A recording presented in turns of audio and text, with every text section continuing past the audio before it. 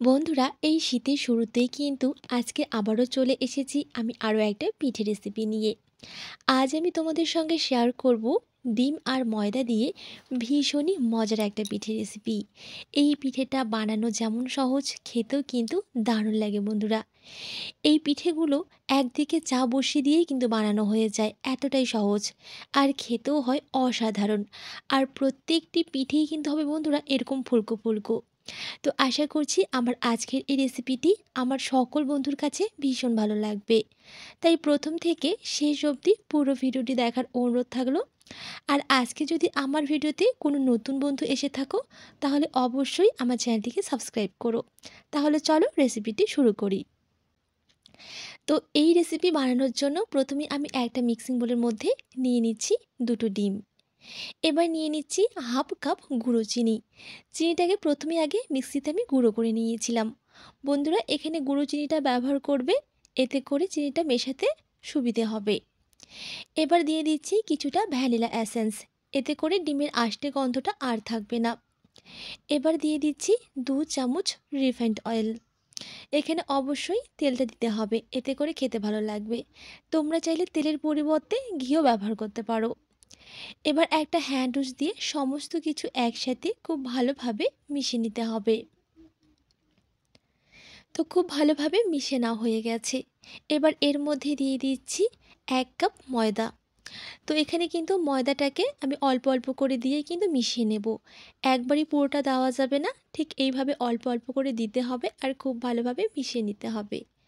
আর হ্যাঁ বন্ধুরা, অবশ্যই ময়দাটাকে আগে কিন্তু খুব ভালোভাবে চেলে নিতে হবে। তো দেখো, ঠিক এইভাবে অল্প অল্প দিয়ে কিন্তু আমি ব্যাটারটাকে তৈরি করে নিচ্ছি। এবার পুরোটাই দিয়ে দিলাম, আবারও খুব ভালোভাবে মিশিয়ে নিতে হবে। তো খুব ভালোভাবে মিশে নেওয়া হয়ে গেছে। এখানে দেখতেই পাচ্ছ বন্ধুরা, ব্যাটারটা কিন্তু অনেকটাই ঘন হয়ে গেছে। সেজন্য আমি এখানে নিয়েছি 1 কাপ দুধ। দুধটাকে আগে খুব ভালোভাবে গরম করে নেওয়ার পর আমি একটু ঠান্ডা করে নিয়েছি। তবে এখানে কিন্তু আমি 1 কাপ দুধ নিয়েছি ঠিকই, কিন্তু আমি পুরো দুধটা দেব না। ঠিক এইভাবে অল্প অল্প করে দুধ দিয়ে কিন্তু ব্যাটারটাকে তৈরি করে নিতে হবে। এখানে ব্যাটারটা খুব বেশি পাতলাও হবে না, আবার খুব বেশি যে একটা ঘন হবে সেটাও কিন্তু নয়। ঠিক এইভাবে অল্প অল্প দুধ দিয়ে কিন্তু ব্যাটারটাকে আমি এখন তৈরি করে নিচ্ছি। তোমরা চাইলে এই ব্যাটারটা দুধ দিয়েও তৈরি করে নিতে পারো, জল দিয়েও তৈরি করে নিতে পারো। তবে দুধ দিলে কিন্তু এই পিঠাগুলো খেতে বেশি টেস্টি হয়। তো দেখো বন্ধুরা, আমি কিন্তু এই ব্যাটারটাকে তৈরি করে নিয়েছি। ব্যাটারের কনসিস্টেন্সিটা ঠিক এরকম হবে। ব্যাটারটা ঠিক ওপর থেকে এইভাবে দেওয়ার পর যদি দেখো যে কিছুক্ষণ থাকার পর মিলে যাচ্ছে, আর হাতার পেছন দিকটাও একটু দেখিয়ে দিচ্ছি, দাগ টানার পর যদি দেখো দাগটা এভাবেই রয়েছে, তাহলে বুঝে নিতে হবে এই পিঠে বানানোর জন্য এটা কিন্তু একদম ঠিকঠাক রয়েছে। এবার আর্ধেকটা দুধ কিন্তু আমার রয়ে গেছে, এখানে আমার আর্ধেকটা দুধ লেগেছিল। এবার ঢাকা চাপা দিয়ে 10 মিনিটের জন্য রেস্টে রেখে দিচ্ছি। তো 10 মিনিট হয়ে গেছে, এবার আমি ঢাকনা খুলে নিলাম। এবার ব্যাটারটাকে আবারও কিছুক্ষণের জন্য একটু নেড়েচেড়ে নেওয়ার পর এবার আমি ভেজে নেব। তার জন্য একটা কড়াইতে আমি বেশ কিছুটা সাদা তেল দিয়ে দিলাম।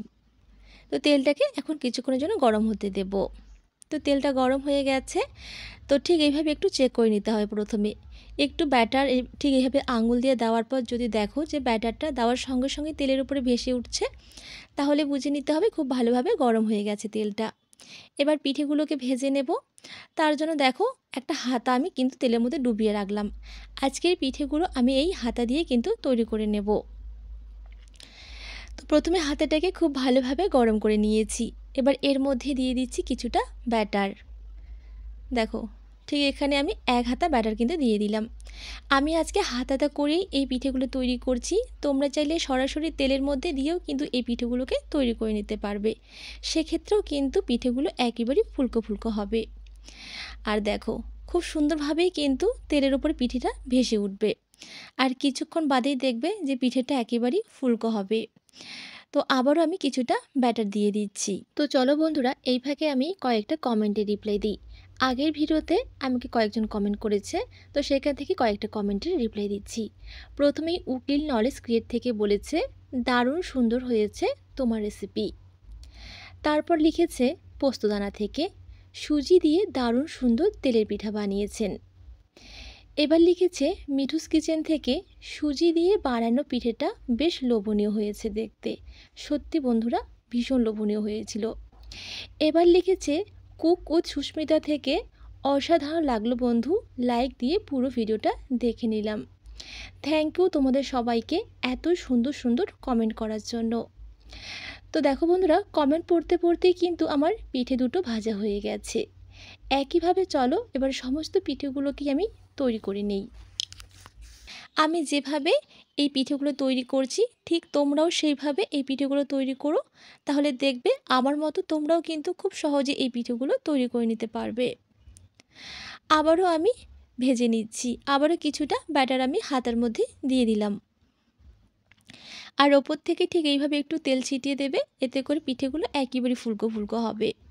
আর আজকে যেহেতু আমি এই পিঠেগুলো হাতা দিয়ে তৈরি করছি, সেজন্য প্রত্যেকটা পিঠে কিন্তু একই সাইজের হবে আর ফুলকো ফুলকো হবে।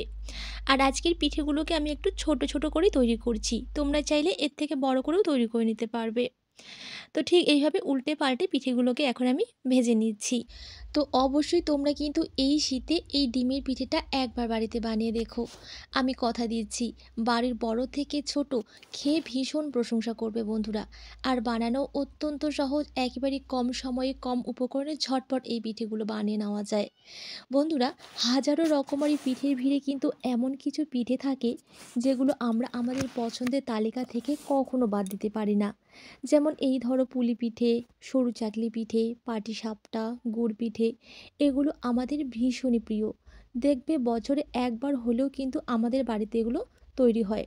তো তার সঙ্গে এই পিঠেটাও যদি একবার বাড়িতে বানাও না বন্ধুরা, আমি কথা দিচ্ছি প্রত্যেক বছর তোমরা এই পিঠেটা বাড়িতে তৈরি করবে। এতটাই বানানো সহজ আর এতটাই টেস্টি হয় পিঠেটা। তো যাই হোক, দেখো বন্ধুরা, এবার আমি আবারও একসাথে অনেকগুলো পিঠে ভেজে নিচ্ছি, মানে 4-5টা পিঠেও তোমরা চাইলে কিন্তু একসাথে ভেজে নিতে পারবে। আর প্রত্যেকটা পিঠেই কিন্তু এরকম ফুলকো ফুলকো হবে। তো চলো একইভাবে সমস্ত পিঠেগুলো এবার আমি ভেজে নেই।